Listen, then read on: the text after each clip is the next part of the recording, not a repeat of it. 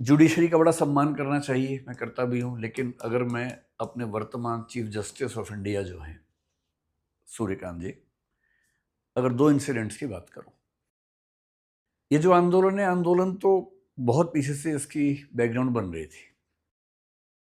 कई साल से कई पेपर लीक हुए, बच्चे नाराज हैं। और ऐसा नहीं कि मामला केवल नीट का है, नीट तो एक चेहरा बन गया है इस चीज़ का। पेपर तो और भी लीक हो रहे हैं, एसएससी में भी हुए, कई एग्जाम हुए ही नहीं, यूजीसी का हुआ। तो धीरे धीरे एक माहौल ऐसा बन गया कि पेपर लीक हो रहे हैं, सरकार कुछ कर नहीं रही। कई पेपर ऐसे हैं जो राज्य सरकारों में लीक हुए, पर जब जनता नाराज होती है वो ये नहीं सोचती कि पेपर किसका लीक हुआ, बस ये कि माहौल है कि पेपर लीक हुए। नीट 2026 ने इस माहौल को गहरा कर दिया। 20 बच्चों के आसपास जिन्होंने सुसाइड कर लिया, उस बात से माहौल और खराब हो, क्योंकि बच्चों की मौत इससे बुरा क्या हो सकता है। तो समाज में तनाव था। मेरा ख्याल है कॉकरोच जनता पार्टी को नीट मामले से बुनियादी तौर पे कोई सीधा मतलब नहीं था।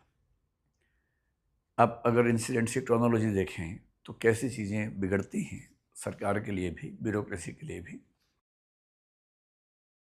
1.5-2 महीने पहले चीफ जस्टिस ऑफ इंडिया ने एक किसी व्यक्ति ने कोई पिटीशन डाली और उसको लगभग झिड़कते हुए ये कहा कि बहुत सारे ऐसे युवा हैं जो अनएम्प्लॉयड हैं, मतलब अनक्वालिफाइड हैं, अयोग्य किस्म के हैं, और क्योंकि उनके पास कोई एम्प्लॉयमेंट के लायक कुछ है नहीं, इसलिए वो क्या बन जाते हैं, एक्टिविस्ट बन जाते हैं, सोशल मीडिया करने लगते हैं, मीडिया करने लगते हैं।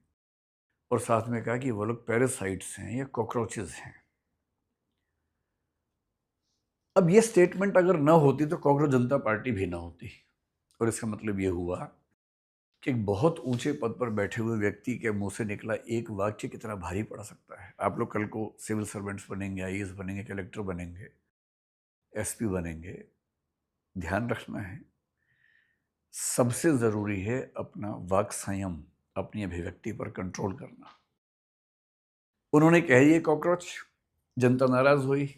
जेन जी में सोशल मीडिया पर बहुत सारी चीज़ें चलने लगी कि कॉकरोच कहा, कॉकरोच कहा। उसके बाद कोई ये नहीं देखता कि एग्जैक्ट स्टेटमेंट क्या थी।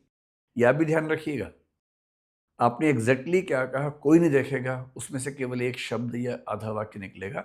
अगर आपने पूरी बात कुल मिला के ऐसी कही हो जो अपने आप में दिक्कत की नहीं है, तब भी अगर उसमें कोई हिस्सा है तो दिक्कत का हिस्सा बनेगा। वो बात फैल गई, पॉपुलर हो गई। और तब अचानक एक लड़के ने, अभिजीत दीपके ने, अमेरिका में कहा कि अगर ऐसा हो कि सब कॉकरोच इकट्ठे हो जाएं, पेज बनाया। जितनी कल्पना किसी ने नहीं की होगी, शायद कितने 2-2.25 करोड़ लोगों ने उसको फॉलो कर लिया। इतनी बड़ी पार्टी बन गई। जब इतनी बड़ी पार्टी बन गई तो उनको लगा क्यों ना हम एक आंदोलन करें। और पिछले 12 साल से सरकार है, कोई ऐसा बड़ा आंदोलन, किसान आंदोलन छोड़ दे अगर, तो सफल तो नहीं हुआ था। और बहुत दिनों से कसमसाहट लोगों में थी, मौका ढूंढ ही रहे थे। तो नीट का पेपर लीक होना, कुछ बच्चों का सुसाइड करना, एक ऐसा आधार मिल गया जिसने बहुत सारी बेचैनियों को इकट्ठा कर दिया। इसलिए अगर आप सोचते हैं कि जंतर मंतर पे केवल नीट वाले बच्चे आएंगे, ऐसा नहीं है। उसमें तो हर तरह के लोग आएंगे। इस आंदोलन के जो 3-4 नेता हैं उनमें से कौन नीट वाला है? कोई नहीं है। वो तो जो समाज में बहुत लोग अलग अलग वजहों से नाराज हैं, उन सबकी नाराजगी को एक मंच मिलने वाली बात है। और इसकी शुरुआत कहाँ से हो रही है? एक ऐसे कथन से जिससे बचा जा सकता था। मैं सोचता हूं कि अगर एक ऐसा कथन उनके देने से इतनी बड़ी पार्टी बन गई नाराजगी में, तो उन्हें बहुत केयरफुल हो जाना चाहिए था कि ऐसी गलती फिर ना हो। पर कल मैंने फिर एक स्टेटमेंट सुनी है कि जो जंतर मंतर पे पुलिस की हिंसा हुई और उसके बाद एक पिटीशन वहां पर हुई कि पुलिस को रोका जाए, उसकी जांच की जाए, ऐसी कुछ पिटीशन हुई। अब मान लीजिए कि सुप्रीम कोर्ट में चीफ जस्टिस की अपनी बेंच थी, 3 जजेस की शायद थी बेंच। मान लीजिए उनको यही कहना था कि भाई इस मामले को हाई कोर्ट में ले जाओ, सुप्रीम कोर्ट में मत लेके आओ। ठीक है, प्रोसीजरल ऐसा मामला हो सकता है कि इसको हम नहीं देखेंगे, हाई कोर्ट देखेगा, और हाई कोर्ट की बिल्डिंग में पड़ोस में ही वहीं चले जाओ। पर ये बात कहने के कई तरीके हो सकते थे। एक तरीका क्या हो सकता था कि your petition seems to be logical, आपकी बात ठीक लग रही है, लेकिन इसके लिए सही मंच जो है वो दिल्ली हाई कोर्ट है, न कि हम हैं। इतना कहने से शायद कोई नाराज ना होता, पर कथन क्या आया? डोंट वेस्ट आवर टाइम, हमारा समय मत खराब करो। बेशक पूरी स्टेटमेंट ये है कि don't waste your time, don't waste our time, your time is more precious than ours. पूरी स्टेटमेंट भले ये रही हो, पर ऐसे नाजुक मौके पे जब पूरा देश बेचैन है, जब मतलब बच्चों की पढ़ाई के विजुअल्स पूरे देश ने देखे हैं और देश के अंदर ही अंदर सरकार को लेकर, शासन को लेकर नाराजगी है, उस समय सीजीआई का फिर से कहना डोंट वेस्ट आवर टाइम, यानी बच्चों पर जो लाठीचार्ज हुआ, हिंसा हुई, उस पर बात करना, उसका वीडियो देखने की बात करना, वो आपको लगता है कि टाइम की वेस्टेज है? बेशक लगता हो, पर कहने का भाव क्या होना चाहिए था? सबसे अच्छा क्या होता है कि आपको स्टेप लेते या स्टेप लेते हुए दिखते कि उन बच्चों को एक भरोसा जगता कि हाँ, अगर सरकार नहीं सुन रही है तो कम से कम सुप्रीम कोर्ट सुन रहा है। नहीं संभव था तो प्यार से बोलना था कि भाई हाई कोर्ट चले जाओ और वहां आपका जो भी पिटीशन है सुनवाई हो जाएगी। वो भी नहीं करना था तो कम से कम खराब तो नहीं बोलना था ना। ये बोलना कि डोंट वेस्ट आवर टाइम, इसका मतलब है कि आप जो पहले से नाराज है उसको और नाराज करने का मौका बना रहे हैं, परिस्थिति बना रहे हैं। तो ये इमोशनल इंटेलिजेंस की कमी का मामला है कि अपने इमोशंस को ठीक से न समझ पाना, ठीक से रेगुलेट ना कर पाना, ऐसी बात बोल देना जिस बात से इमोशनल रिएक्शन बहुत खराब हो सकती है। और सरकार के फ्रंट पे क्या है? सरकार के फ्रंट पे ये है कि सरकार की एक जिम्मेदारी है कि मतलब जैसे हमारे लेवल पे होता है कि मैं दूसरे व्यक्ति के इमोशंस को भी समझ सकूं, मनस्थिति को, मूड को समझ सकूं और ऐसी कोई हरकत ना करूं, ऐसी कोई बात ना कहूं जिससे उसको बिना बात के परेशानी बढ़े, तनाव बढ़े। ध्यान रखना पड़ता है प्रशासन में क्या करना होता है जनता के लिए, सरकार में क्या करना होता है जनता के लिए, या जो प्रेशर ग्रुप्स हैं, इंटरेस्ट ग्रुप्स हैं, उनको लेकर हम कुछ ऐसा न कर बैठे, उनकी मनस्थिति को पहले ही समझ लें। यहाँ सरकार से जो गलतियां हुई, पहली बात तो सरकार सही समय पर भांप नहीं पाई कि नाराजगी या बेचैनी का स्तर क्या है। हम ही नहीं भांप पाए, हम तो खैर हमारे पास इतना तंत्र नहीं है कि आई भी हमारे पास हो और सब चीज़ें हमारे पास हो, लेकिन मेरा भी ख्याल था कि शायद बहुत होगा तो क्या 2, 4, 5 हज़ार लोग आ जाएंगे। सरकार के पास तो आई भी है, सरकार के पास तो और भी तरीके हैं जानने के। सरकार भी नहीं भांप पाई कि नाराजगी इतनी ज्यादा है कि शायद लाखों की संख्या इकट्ठी हो जाएगी।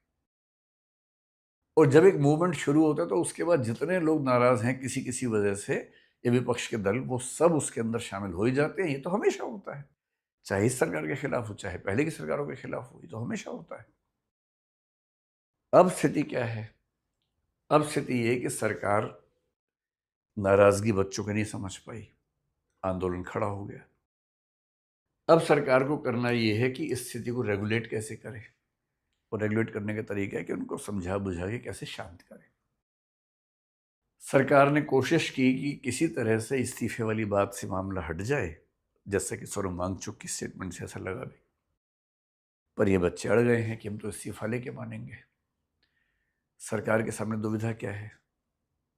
एक तो धर्मेंद्र प्रधान, ये सरकार के लिए बड़े क्रूशियल मिनिस्टर हैं, तो सरकार हर तरह से कोशिश कर रही है कि इस्तीफा ना देना पड़े। वो ओबीसी का बड़ा चेहरा है, ओडिशा में इतने साल के स्ट्रगल के बाद मुख्यमंत्री इस पार्टी का बना, उसकी बड़ी भूमिका उनके पास रही। वो सब बातें एक तरफ है। शिक्षा मंत्री के तौर पर बाकी मामलों में शायद उनका काम बाकी पहले के मंत्रियों से बेहतर है, वो भी एक पक्ष सरकार के पास हो सकता है। पर अब सवाल ये रहा नहीं है, ये सवाल तो तब है जब कोई ऐसा मुद्दा ना फंसे। अब तो ये साख की लड़ाई हो गई है, नाक की लड़ाई हो गई है। और जो सरकारें बहुत कॉन्फिडेंस में होती हैं वो आमतौर पर इस्तीफे देती नहीं हैं। पिछले साल मेरे ख्याल से राजनाथ सिंह साहब ने एक स्टेटमेंट दी थी कि यूपीए की सरकार नहीं, एनडीए की सरकार है, यहाँ इस्तीफे नहीं होते मंत्रियों के। ये स्टेटमेंट दी थी उन्होंने। कोई भी सरकार जब कॉन्फिडेंस में होती है तो इस्तीफा नहीं देना चाहती है किसी मंत्री का, क्योंकि उससे इकबाल कमज़ोर होता है, उससे एक मैसेज कन्वे होता है सब लोगों को कि ये सरकार झुकाई जा सकती है, बस तुम एक मोर्चा बढ़िया सा बनाओ, आंदोलन बनाओ, सरकार झुक जाएगी, ये मैसेज कन्वे होने लगता है। तो सरकार तो पूरी कोशिश करती है, करेगी कि इस्तीफा ना हो। आंदोलन करने वाले इससे नीचे मानने को ही तैयार नहीं है। तो अब ये मामला नाक की लड़ाई जैसा, साग की लड़ाई जैसा है। अब इसमें होगा क्या, कहना बड़ा मुश्किल है क्या होगा। सरकार अपने तरीके से कोशिश करेगी, आंदोलन अपने तरीके से करेगा। आंदोलन के पीछे समर्थन सारे विपक्षी दलों का हो गया है, तो अब ये तनाव ठीक ठाक रहेगा। इतना बड़ा मामला हो जाएगा, संभावना शायद सरकार को नजर नहीं आई थी, पर ये हो गया है। अब हो गया है तो क्या करना चाहिए? मेरा अपना मानना है कि जब सरकार किसान बिल लेके आई थी, तब भी दुविधा ये थी कि किसान बिल को लोगों से बात करके, विमर्श करके क्यों नहीं लेके आए थे, क्यों अचानक पास करवा लिया। 1 साल से ऊपर समय तक आंदोलन चला, सड़कें जाम रही, अंत में सरकार को पीछे हटना पड़ा। तो ऐसा नहीं है कि सरकारों को पीछे हटना कोई बहुत बुरी बात है, कभी कभी ऐसा हो जाता है। सिचुएशन, आपने जो सोचा था सिचुएशन वैसी नहीं है, चीज़ें बहुत बिगड़ गई हैं, तो पीछे हटना भी कोई बहुत बुरा विकल्प तो है नहीं।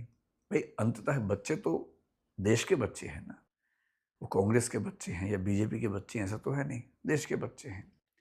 और अगर बच्चों को ऐसा लगने लगा है कि एक सिंबॉलिक विक्ट्री के तौर पर हमें उस व्यक्ति का इस्तीफा चाहिए जो बेशक इस प्रोसेस में रोजमर्रा इन्वॉल्व नहीं था, पर जिसकी अकाउंटेबिलिटी बनती है अंतिम रूप से उस मिनिस्ट्री को संभालने की।